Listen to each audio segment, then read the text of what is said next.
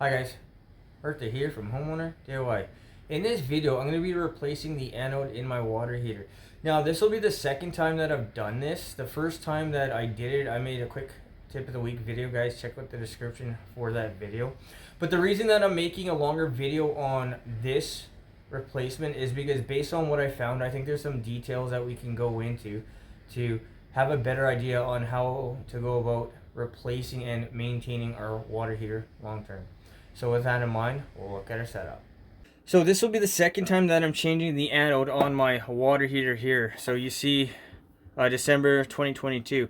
Now I installed the water heater in 2019 in December. So the anode that I replaced it is 3 years old. So the anode is back here. There's a plastic cover that you take off that I've already pulled off. If you still have the cover on, just take a flathead screwdriver. I think it's something similar to this, and then you can pry the cover out. You're not going to be able to get the socket on with the plastic cover still on. But guys, what we're going to do is I'm going to show you how to change out your anode. This is something quick and efficient, and it's going to help you gain years of life on your tank. So what we'll do now is material and tools. Alright, this is the materials and tools list for this job. So I have two anodes. This is the original anode from the tank. When I pulled it out, I realized it's really not in bad shape, so it can be reused. This is a new anode. We're going to look at both anodes here in just a moment. For tools, a 27mm by 1/2 inch impact socket, 1/2 inch impact. Earplugs. The impact is loud, so I suggest have some hearing protection. Teflon tape in case the anode at the top starts leaking. And then, because I don't have a floor drain, a hose to drain down the tank. Guys, this is the materials and tools list for this job. So what we'll do now is look at our anodes. Alright, looking at our anode. So this is the original anode to the tank. So this anode is thicker than this one here. Now this anode is longer. I'm assuming that you can just cut it down to whatever length that you need. So for this anode here, I mean, it has been eaten away at, but it's really not in bad shape. So the last time I did this on my water heater was 3 years ago. How often do you need to change out your anode? I'm going to ballpark 3 to 5 years, but it is something that's going to be specific on your region, your water. Do you have hard water? Do you have minerals in your water? You know, there are things that you need to take into consideration, so there's no black and white answer. So with our aftermarket anode, it is thinner. The rod is significantly thinner, probably by about 1/3.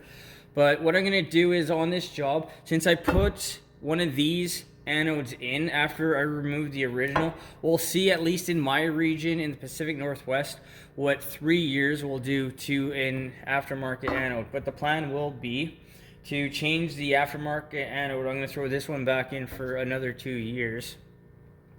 And then we'll see what it looks like in another 2 years. But guys, this is the material and tools list for this job. So let's change out this anode. Alright, first thing that needs to be done is the water heater needs to be shut off for the water. Now with the water shut off, you need to drain down the tank a little bit.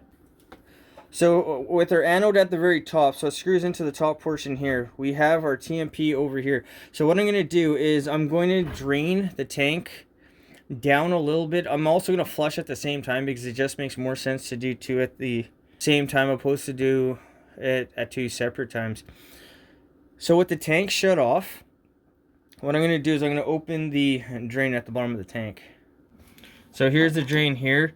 You need a small flathead screwdriver. I forgot this on the material tools portion. But open. Now with the drain open, the TMP here needs to be open as well to break the airlock.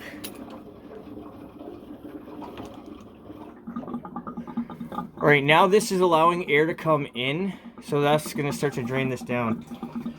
So while this is draining down, I'll go ahead and change out the anode. Alright, so I have my 1/2 inch impact, I have my 27mm socket.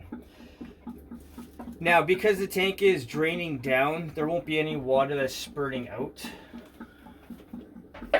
So also be careful that you don't burn yourself on either the vent here or the vent here, and this will also get hot as well. I started on first gear and I couldn't get the nut loosened, so I moved up to third gear. I would think that first gear would be less speed and more torque, but that didn't do it here. So after I moved up to third gear, I had no problem getting the nut loosened off.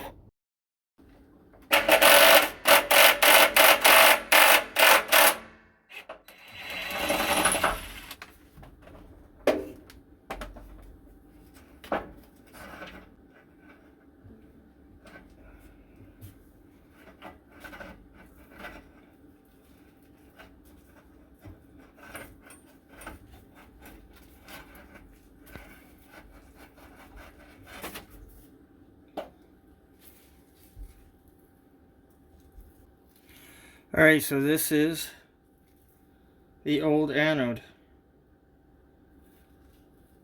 Throw it off to the side and we'll throw the original back in. So this is the original anode here.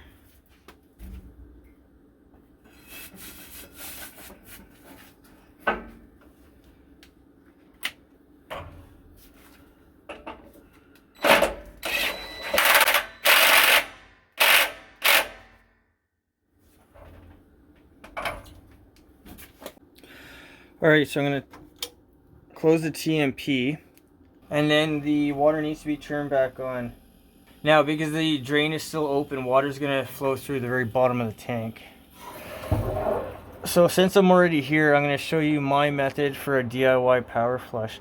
So if you open the valve and then close it, the cold dip tube goes all the way to the very bottom of the tank. So you're going to kick up any sediment.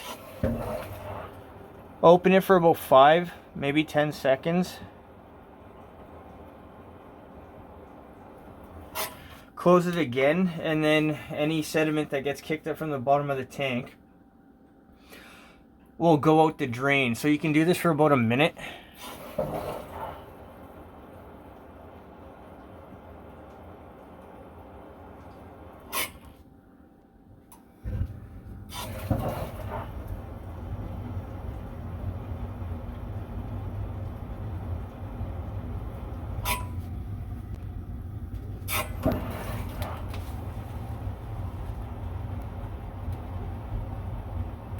Alright, I'm going to leave it at that. And then the drain down here needs to be closed.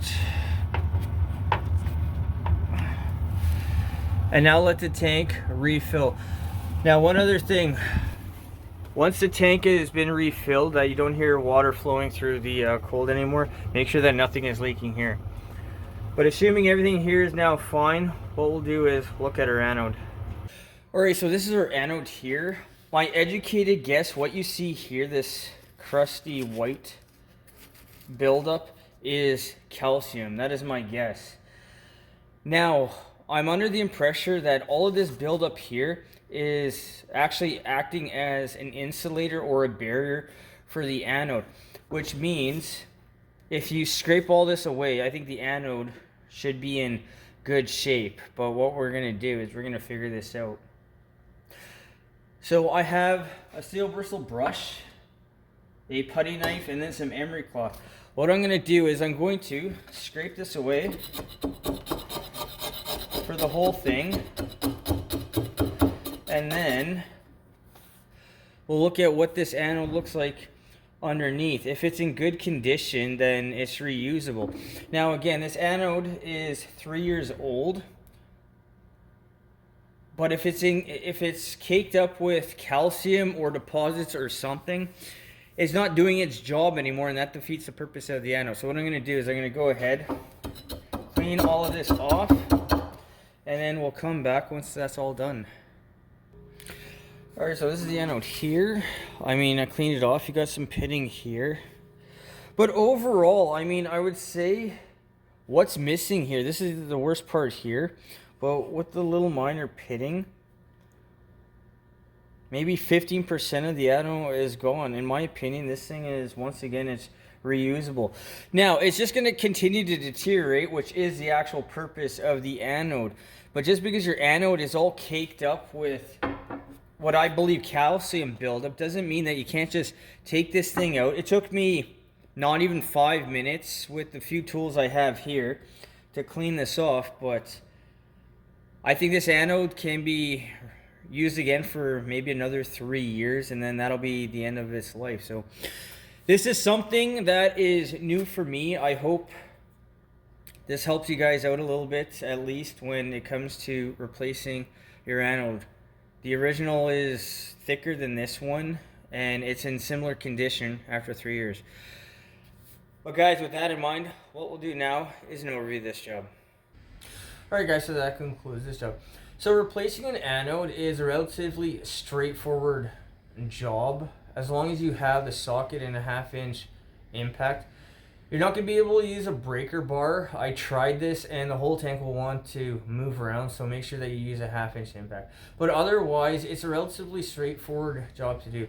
Now with this anode, based on the amount of accumulation, which I think is calcium, if your anode is not actually in the water because you have a buildup of debris, then your anode is not going to be doing its job. So if you clean off your anode, and like in my case here, it looks like that there's 20 or 30% gone, which means it's still mostly intact. I would just throw it in, and then 3 years later or 5 years or whatever it is your interval is going to be, if it needs to be replaced, then just go ahead and replace it. But I don't think you necessarily need to replace it every 3 to 5 years if you can clean off the buildup of debris. But otherwise, everything went well here. I'm going to be doing another anode replacement for another water heater that I installed back in 2021. So we will once again contrast what I find there from what I found in my water heater, even though it's going to be on the same water distribution system. The time on this job, the time was about an hour. This is relatively straightforward. If you want to just switch anodes with another one and then clean off the anode and look at it later, you can, but an hour is more than enough to do this job. The cost of this job, the anode's about $30. It's not expensive, and replacing your anode on a regular basis every 3 to 5 years, depending on the condition, is going to help to extend the life of your water heater. Nowadays, they say it's either a 6 or 8 year water heater. I think mine is a 6-year water heater, and these things used to last 20-25 years, so it shows you how times have changed. Guys, I hope you enjoyed the video. I hope you learned something. I hope something here is going to help you to replace your anode if you choose to go ahead and do that. Guys, till next time, please hit the like button, subscribe, and I'll see you on the next project.